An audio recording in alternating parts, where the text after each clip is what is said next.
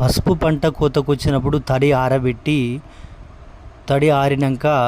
ఈ పసుపు ఆకుల్ని ఇలా కోసుకొని మూట కట్టుకొని ఇలా ప్లాంట్ దగ్గరికి తరలించుకుంటారు. తర్వాత ఎండు పసుపు ఆకుల్ని ఇలా ట్యాంకీలో నింపుకొని ఇలా మూత పెట్టుకొని బట్టి ద్వారా దుంగల్ని కాల్చి